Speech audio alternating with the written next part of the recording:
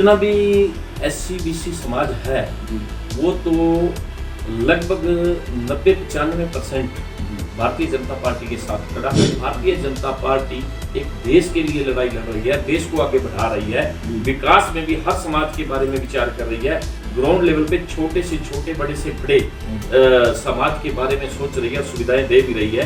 आज 21वीं सदी में हम चल रहे हैं, हर समाज ऊपर उठा है, लेकिन घुमंतु समाज कहीं ना कहीं आज भी बहुत पीछे है। जिस दर्पण में आपका स्वागत है। आज हमारे साथ गुलाचिका के XMLA कुलवंत बाजीगर जी हैं। मैं हूं धर्मपाल वर्मा। कुलवंत जी नमस्कार जी। हाँ नमस्कार। कुलवंत जी, आज संयोग से हमारी आपसे मुलाकात उस दिन हो रही है जिस दिन नरेंद्र मोदी जी की मन की बात का दिन है, जिसके आज 100 एपिसोड पूरे हो गए हैं। आज आप पंचकुला में हैं, जबकि आपको आज आपके विधानसभा क्षेत्र में होना चाहिए था। ये कार्यक्रम आपने आज किस तरीके से अटेंड किए, वो बताएं हमारे दर्शकों को। देखिए वर्मा जी, आज का दिन बहुत महत्वपूर्ण दिन है, क्योंकि माननीय नरेंद्र मोदी जी 100वां एपिसोड, जिसके अंदर बहुत सी लोगों की चिंताएं थी कि कहीं छूट ना जाए हमारे सुने बिना, क्योंकि बहुत सी बातें उन्होंने रखनी थी और रखी। और वो प्रोग्राम मैंने गुला में अपने निवास पे एक हल्के के लोगों के बीच में रखा हुआ था और प्रोग्राम की सारी तैयारियां हुई। ऐन वक्त मौके पे मुझे चंडीगढ़ आना पड़ गया किसी जरूरी काम के लिए। यही बात मुझे मेरे ख्याल में दिमाग में, लेकिन गुला में भी प्रोग्राम बड़ा धूमधाम से हुआ। वो वीडियो और वो सारा कुछ आपने नमो ऐप पे भी लोड हुई है और पत्रकार भी आए थे, उन्होंने भी देखा है।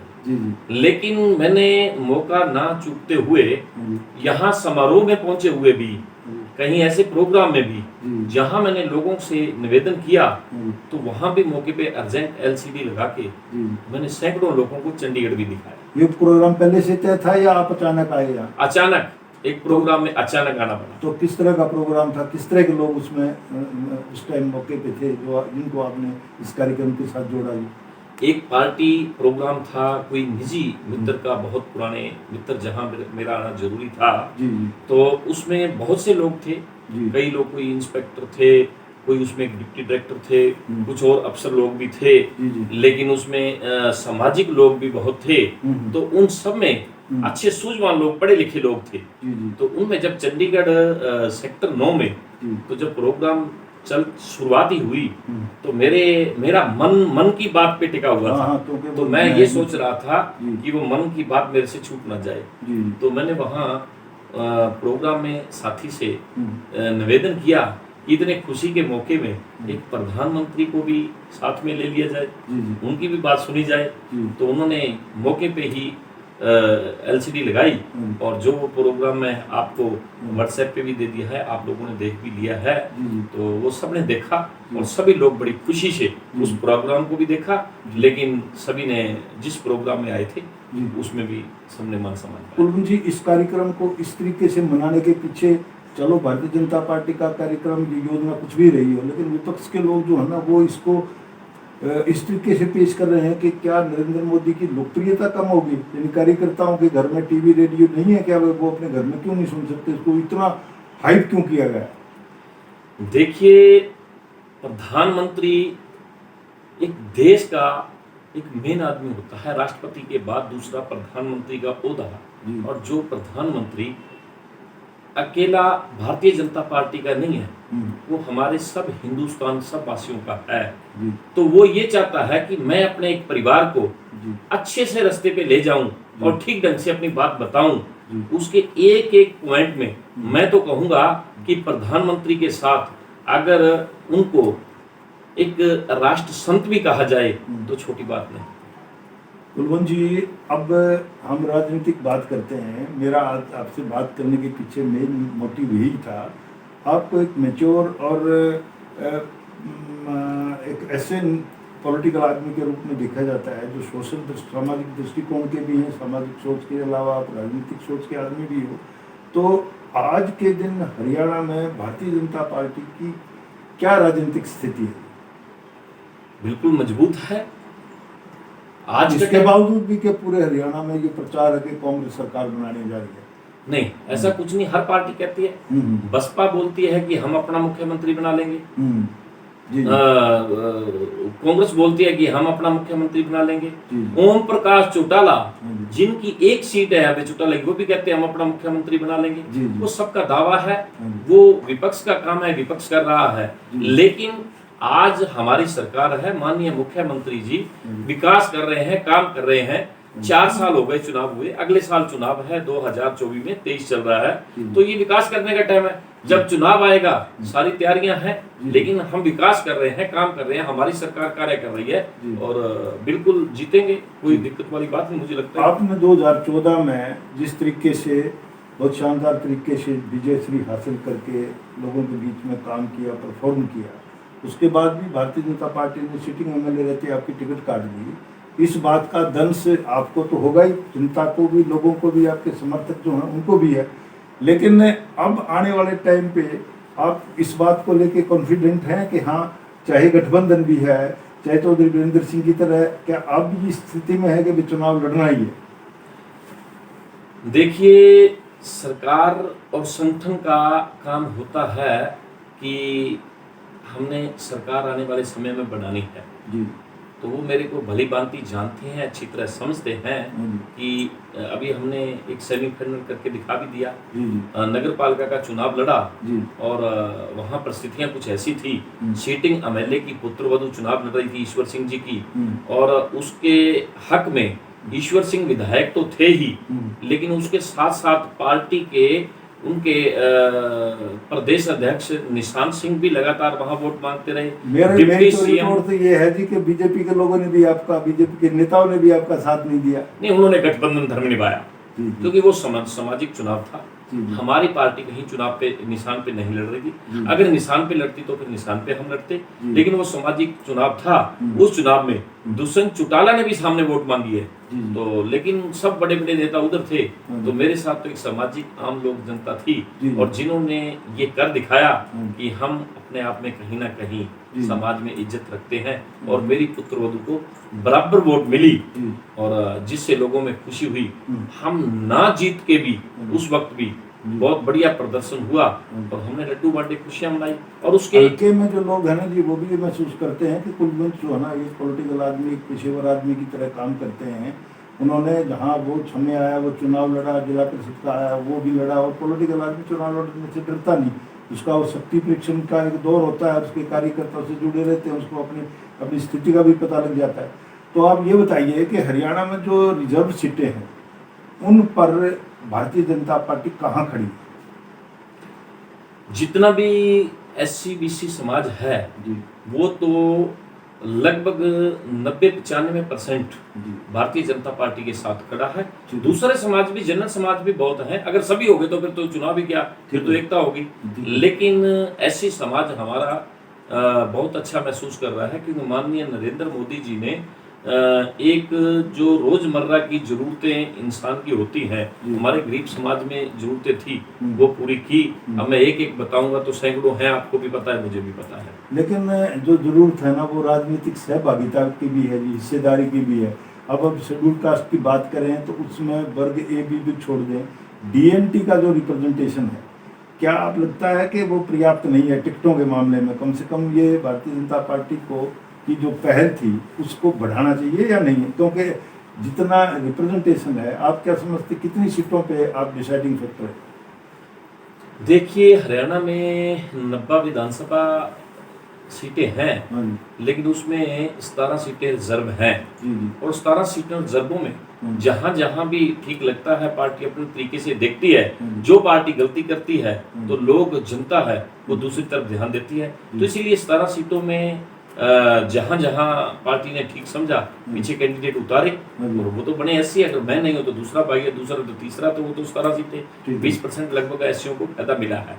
आपने बात डीएनटी की ये बात कही है, हमारी मांग भी है और पार्टी को चाहिए भी कि डीएनटी गुमंतु जो ज्यादा ग्राउंड लेवल पे है, आज 21वीं सदी में हम चल रहे हैं, हर समाज ऊपर उठा है, लेकिन गुमंतु समाज कहीं ना कहीं आज भी बहुत पीछे है, जिसका बहुत सालों में किसी भी राजनीतिक आदमियों ने, जितनी भी सरकारें आती रही, उनकी तरफ ध्यान नहीं दिया। भारतीय जनता पार्टी में माननीय नरेंद्र मोदी जी ने तो ध्यान दिया, लेकिन मुख्यमंत्री हमारे मनोहर लाल जी ने भी ध्यान दिया, जिसके लिए डीएनटी बोर्ड बनाया। और मुझे लगता है कि कहीं ना कहीं आगे राजनीति में हमारे डीएनटी समाज का भी रोल और बढ़ाएंगे, ताकि उन जो गरीब लोग आज जो झुग्गी झोपड़ियों में भी बैठे हैं, उनका भी कोई आवाज उठा के खड़ा कर सके। तो इसीलिए जरूर चाहिए भी है और होगा भी। तो बुल्ला चिक्का के अलावा 2, 3, 4 कौन सी ऐसे विधानसभा हैं जी जहां आप लोगों की प्राथमिकता पे ये डिमांड हो सकती है कि डीएनटी के कैंडिडेट्स को प्रीफर किया जाए? देखिए वर्मा जी, पूरे हरियाणा में लगभग 22-23 जगह हमारा समाज बैठा है, और उस समाज में जहां पार्टी को मजबूत कैंडिडेट लगेगा कि जो लोगों की आवाज बढ़िया ढंग से उठा सकता है और बढ़िया ढंग से कार्य कर सकता है और इलेक्शन जीत भी सकता है, तो ऐसी पार्टियों में कहीं भी पार्टी निगाह संगठन है जो वो ध्यान रखे हुए हैं। तो अब तो एक्स सीएम विप्ल देव जी जो प्रभारी बने हैं, और उस प्रभारी ने बहुत ग्राउंड लेवल पे लोगों की तरफ निगाह रखे हुए हैं, तो मुझे तो 99% लगता है कि वो बहुत बढ़िया ढंग से हमारे एससी समाज को, हमारे गुमंतु समाज को, हमारे डीएनटी समाज को आगे बढ़ाएंगे और सरकार बनाएंगे। मुख्यमंत्री मनोहर लाल ने पंचायती राज व्यवस्था को लेके कई बार अपनी मजबूत इच्छा शक्ति का परिचय दिया। 2015 में उन्होंने शिक्षा की अनिवार्यता जरूर की, पंचायतों में जरूरी की, उस पर भी एक आंदोलन चला बड़ा लंबा। उसके बाद सुप्रीम कोर्ट से वो बात क्लियर हुई। अब ई टेंडरिंग को लेके मुख्यमंत्री फिर उसी व्यवस्था पे हैं और वो फिर उसी तरीके से हर हालत में इसको लागू करना चाह रहे। क्या लगता है इससे पार्टी को कोई नुकसान होने जा रहा है, खासतौर पर ग्रामीण क्षेत्र में? नहीं, ऐसी कोई बात नहीं है। ये तो सिस्टम का एक हिस्सा है, वो सरकार ने फैसला करना होता है। सरकार बनती है जनता के फायदे के लिए, और जनता को फायदा देने के लिए जो टीम ये सोचती है कि हमने किस तरीके से काम कराने हैं, क्योंकि उसी तरीके से स्कीमें बनाई जाती हैं। तो माननीय मनोहर लाल जी ने ग्राउंड लेवल की आवाज देख के जो किया है वो सोच समझ के किया है, तो वो आगे फायदा भी मिलेगा। लेकिन कोई भी कार्य आज तक हुआ है, किसी भी कार्य को ले ले, अगर कोई भी नई शुरुआत है, जब शिक्षा की बात राजनीतिक आदमियों में ये सरपंची जिला परिषद मेंबर में लेके आए, आपके सामने उस टाइम भी कुछ लोगों ने खिलाफ बोला, लेकिन आज वो लोग भी कह रहे हैं बहुत बढ़िया है। तो इसीलिए आने वाले समय में कोई भी सुविधा है, जब शुरुआत होती है तो तभी ही ऐसा लगता है, लेकिन आने वाले समय में ठीक हो जाता है। उदाहरण के तौर पे अगर कहीं कोई पानी में छलांग लगाता है, तैरना सीखता है, तो जब पहली बार छलांग लगाता है तो उस टाइम तो उसको पानी में बड़ी मुश्किलें होती है, लेकिन तैरना सीख जाए तो उसके बाद मतलब जब आदमी की जिम्मेदारी पड़ती है तभी वो सीखता भी है। हाँ, सीखता भी। तो कुलवंत जी, जेजेपी के गठबंधन के बाद भारतीय जनता पार्टी का कार्यकर्ता जो है ना, वो हताश और निराश है, और वो अब भी आगे ये देखता है कि अगर गठबंधन रहा तो कुछ और बात होगी, अकेले लड़ेंगे तो कुछ और बात होगी। जो प्रदेश की लीडरशिप है वो ऐसा लगता है कि वो अकेले चुनाव लड़ना चाहते हैं, और आपकी सीनियर नेता भी इस बात पे, प्रधान जो है आपके वो भी, तो वो सोचते हैं कि हम अकेले लड़ें। व्यक्तिगत तौर पे आप क्या समझते हैं, अकेले लड़ने में फायदा है या गठबंधन से भी लड़ा जा सकता है? देखिए, ये सवाल तो हमारे प्रदेश अध्यक्ष जी का या प्रभारी जी का सवाल बनता है, लेकिन आपने व्यक्तिगत राय पूछी है, तो मैं तो कहूंगा कि पार्टी अकेला चुनाव लड़े तो ठीक है, क्योंकि गठबंधन में जब स्थिति ऐसी हो गई थी तो उस टाइम गठबंधन की जरूरत पड़ी, तो वो तो कोई भी गठबंधन में साथ आ सकता था। लेकिन मैं ये कहता हूं कि अकेला पार्टी लड़े तो और मजबूती है। 2014 में जब सरकार बनी, क्या आप खुद ही बताओ कि आपने कभी माना था कि अकेले बीजेपी चुनाव लड़के यहाँ तक पहुंच जाएगी? लोग कहते थे 4 सीटों से ऊपर नहीं आएंगे। मैं व्यक्तिगत राय तो मेरी और थी लेकिन फिर 2014 के चुनाव में लोगों ने 46 के बहुमत के अलावा 47वां स्पीकर भी खुद ही चुन के दे दिया और ये मैसेज दिया कि आपको किसी और के समर्थन की जरूरत ही नहीं पड़ेगी जी।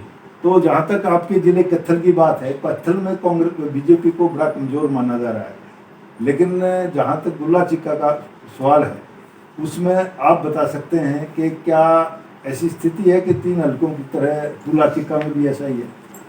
नहीं, 3 हलकों की भी आप बात कह रहे हो तो मुझे तो कहीं कमजोरी लगती नहीं, लेकिन मैं ये जरूर कहूंगा कि तीनों हलकों में गुल्ला चिक्का एक नंबर पे जरूर आएगा, क्योंकि जब मैं पहले भी चुनाव लड़ा था तो उस वक्त भी जिले में अकेली सीट में लेके आया था।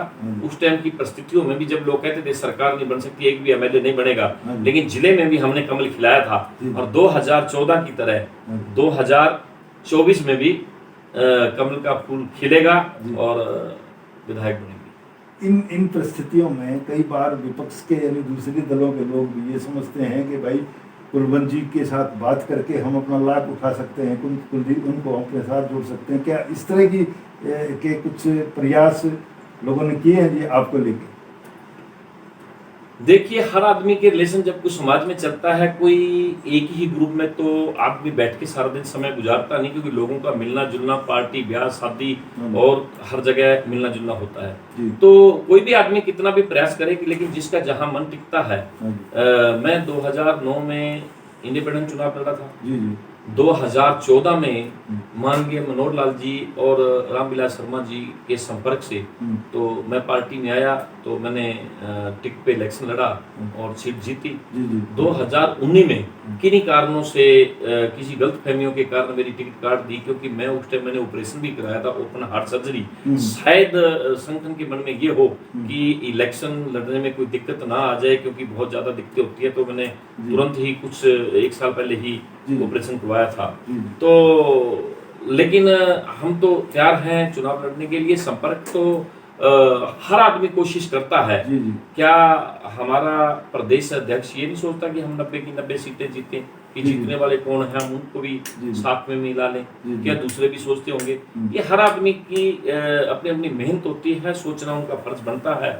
लेकिन मैं एक बात कहूंगा कि भारतीय जनता पार्टी एक देश के लिए लड़ाई लड़ रही है, देश को आगे बढ़ा रही है, विकास में भी हर समाज के बारे में विचार कर रही है, ग्राउंड लेवल पे छोटे से छोटे बड़े से बड़े समाज के बारे में सोच रही है, सुविधाएं दे भी रही है। जिस तरीके से पहले भी एक दिन चर्चा हुई थी कि जो लोग लगभग बहुत पुराने समय से पंचायती जमीन में, जैसे पट्टेदार दुल्लीदार जो ये बैठे हुए थे पुराने समय के, जिन्होंने जंगल तोड़ इस जमीन को पैदावार लेवल पे किया और अनाज पैदा किया और उनकी लीज काटी जाती थी और लगभग वो 60 70 साल 80 साल से लगातार इस मसले को आपने विधानसभा में भी उठाया और मुख्यमंत्री ने इस पर कानून बनाने की बात कही है कि एक इसमें कमेटी भी बनी है, उसमें जो प्रोसेस चला हुआ है। तो इसको आप अपनी उपलब्धि मानते हैं जी कि क्योंकि आपने विधानसभा में पहली बार इस बात की पहल की और उस पर कानून बनने जा रहा है? बड़ी खुशी होती है धर्मपाल जी, क्योंकि मैंने विधानसभा में आवाज उठाई, लोगों की जरूरत थी तभी आवाज उठाई। और विधानसभा में आवाज उठाने के बाद कहीं ना कहीं स्पीकर साहब और माननीय मुख्यमंत्री जी के ध्यान में ये बात आई और उसके लिए एक अफसरों की भी कमेटी बनाई गई है, राजनेताओं की भी कमेटी बनाई गई है। उस कमेटी को देख के ग्राउंड लेवल पे रिपोर्ट भी ली गई है और जिस रिपोर्ट को देख के आज मुख्यमंत्री जी ने जो बयान दिया हुआ है कि हम इनको जो भी वहां मौके पे जो कब्जे में बैठे हैं उनको राहत दी जाएगी और उनको मालिकाना हक दिया जाएगा, उनको किसी को उजाड़ा नहीं जाएगा। तो ये बयान सुनते हुए तो मेरे तो मन में बड़ी खुशी आई, मेरा तो चेहरा खिल उठा, क्योंकि मैंने आवाज उठाई, जो मैंने वो बीज विधानसभा में बोया था तो वो एक वृक्ष बन गया, क्योंकि उन लोगों ने मेरे को बधाइयां दी कि जिस तरीके से मैंने 2015 में रैली भी की थी, जब गुल्ला चिक्का में रैली में भी मैंने संबोधित करते हुए मुख्यमंत्री जी के सामने आवाज उठाई थी और विधानसभा में भी उठाई और वो सिरे चढ़ रहा है। खुशी तो होती है कोई भी अगर आदमी काम करे। अभी पहले क्योंकि लोकसभा के चुनाव होने की अलग बात है कि विधानसभा भी साथ हो जाए हैं, लेकिन पहले तो लोकसभा के ड्यू हैं। तो हरियाणा में इस टाइम भारतीय जनता पार्टी की स्थिति क्या 10 के 10 सीट जीतने की है, या आप समझते हो कि थोड़ा अब की बार परिणाम बदल सकते हैं? क्या आपको लगता है, कुछ शक है आपको? मेरे को तो ये बीजेपी के लोग ही कुछ कहते हैं कि हमारा मुकाबला तो रोहतक में 1 सीट पर है। मैं तो कहूंगा वहां भी मुकाबला मत समझो आप जी क्योंकि पिछली बार भी पिछले आप लोकसभा के चुनाव पे चले जाओ जी तब सोचो कि आपके पत्रकार सर्वे में ये बात कहते थे कि 4 सीटें कांग्रेस की आएंगी, 6 सीटें बीजेपी की आएंगी, कोई कहता था 5-5 आएंगी। ये चर्चाएं इतनी रही, लेकिन जब रिजल्ट आया तो रिजल्ट में क्या पाया, 10 की 10 सीटें आई। तो इसलिए जो लोग ग्राउंड लेवल पे गैर राजनीतिक आदमी बैठे हैं वो मन में ये सोच के बैठे हैं कि हमने कहीं ना कहीं अपने देश को एक मजबूत आदमी के हाथ में देना है, इसलिए कोई मुकाबला नहीं है।